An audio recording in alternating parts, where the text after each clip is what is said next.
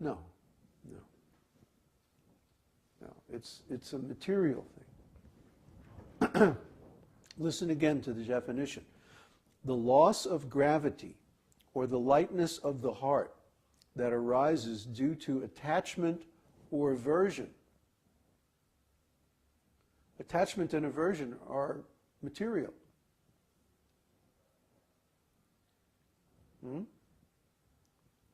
The symptoms of chapalyam are lack of discrimination, harsh speech, and whimsical behavior, all of which we see in materialistic people.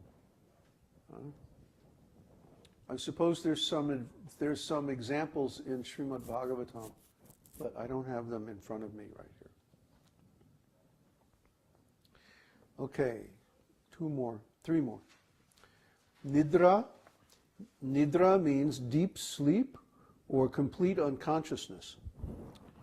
It's defined as the absence of the external function of the mind arising from anxiety, lethargy, natural disposition, or exhaustion. It's called nidra. The symptoms of nidra are yawning, inertia, closing the eyes, and shallow breathing. That's pretty clear, right? Nidra. Supti. Supti means dreaming. Sleep in which there are many impressions within the subconscious mind, and the manifestation of many different pastimes is called supti. The symptoms of supti are cessation of the external function of the senses, breathing in and closing the eyes. So when one is dreaming, he's experiencing so many pastimes. Huh?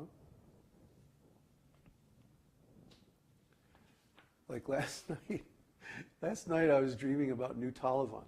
That I went to New Talavan, and it was time for the Sunday feast. And the devotees were all like dressing up like demigods with these big headdresses with big like gold, fancy gold things, and they were all like, talking to each other in this very fancy way, And I was with some other devotee, and we were walking around looking at them and going, why are they doing that, They're like all these really glittery, glitzy costumes and all this stuff. And we got to the feast, and there was no prasadam left. So it's typical experience. Anyway, they're all dreaming. And finally, bodha. Bodha means awakening. The enlightenment or awakening of knowledge that occurs upon the cessation of ignorance, fainting, or sleep is called bodha. Bodha. Yeah. Cessation of ignorance. I love that. The cessation of ignorance. It just has such a nice feeling to it. Huh? The cessation of ignorance. I just like that term. I'm going to say it again. The cessation of ignorance. We should all have this experience. Huh? Bodha. The cessation of ignorance. When knowledge reveals that, like the sun lights up everything in the daytime. Huh? Krishna explains this in Bhagavad Gita.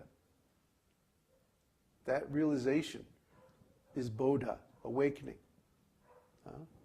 So awakening can be awakening from sleep or fainting, but it really means awakening from ignorance. It means self-realization. So coming out of dreams and sleep, you notice the order? Nidha, supta, and then bodha. Bodha means awakening from sleep. That not anymore sleeping, not any more dreaming, not any more ignorance, but knowing really who you are and what you are in eternal life. That's awakening. That's real life. this other life in this material world, on this temporary identity based on the body, this is dreaming, this is sleeping. Huh? I mean, we see this all the time. Like when you walk around in the material world, we were at the store yesterday, and some rascal lady was there, you know, the superintendent who gives out the money to the cashiers at the store, you know. And oh, she was just so ugly. She was so incredibly ugly. And she thought, she was thinking, I am the head of the cashiers, and I get to give out the money to everybody, and this is who I am. She was actually thinking like that. And I have a right to be ugly because these are young girls, and I'm the boss of all of them. And I can be ugly, I can be nasty, I can say whatever I want and treat them however I want, and they can't do anything. And I was thinking, wow, you know, this is such amazing ignorance. Here is this lady in her 50s, and she doesn't have any beauty at all, not internally or externally. Huh? It's only cruelty and viciousness and forcefulness and sleep. Huh? And I was thinking back on my early life and how so much of my motivation in life came from seeing my own family members getting old, and they had no beauty about them. They had not attained anything wonderful in their lives. Everything in their life was just ugly and depressing, angry, bitter, you know, nasty. And so much of my motivation came from seeing that in my early days and thinking, oh, I don't want to wind up like that. Huh? I want to attain something beautiful in this life. So, you know, even if I do get old and sick and my body becomes impotent, I can look back and say, at least I did this something beautiful, you know? And so actually at this point in my life, I'm very satisfied.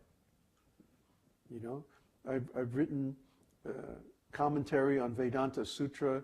I've made so many other books and recordings and videos and preaching about Krishna and kirtans and everything like that. I have no worries. I've actually attained everything that I set out to attain in this life. And now we're in the extra credit, stage of the course, where I'm doing things I never thought would be possible for me. I mean, always thought that it was possible to attain self-realization. I never doubted that. I always thought I'm going to attain it in this lifetime. But I never thought that I would be able to make a community or you know, start a whole branch of our Sangha, our parampara. That's amazing to me. It's astonishing. I never thought I could do it. But by the blessings of my spiritual master, I'm able to do it. It's not really my potency, it's his potency. I'm just following his orders. So somehow or other, he's empowering me. But I don't think of it as being me or being mine. Or, you know, I don't think like I'm the doer. It's just happening. It's happening around me. And these boys, you know, are coming and studying, and well, I guess they're learning a couple of things. But anyway, this stuff that we're talking about is very advanced. You won't actually run into this. You won't actually experience this stuff for maybe years, you know. So, but I had to say it. I had to discuss it, just for the record, to show that it's there, and this is really the focus, this is really the center of our teaching. This rasa tattva. Rasa tattva means the truth about transcendental love and relationships. Rasa tattva is the center of the esoteric teaching. It really is the esoteric teaching. And all the other stuff, you know, the rituals and the mantras and the prayers and the philosophy and the reasoning and all that stuff, that's all subordinate. That's just preliminary. It's just so you have enough background to understand what these transcendental relationships and transcendental emotions are all about. Why do we feel a certain way towards Krishna? Why does Krishna feel a certain way towards us? See? How do these feelings develop one into another? How do they grow? See? We're just in the beginning of this. We're just talking about the vocabulary. These are the different feelings. Now, how do they relate dynamically to one another? Which of them are harmonious with each other, and which are inharmonious? Which, in other words, which are rasa? Rasa means relishable, nectar.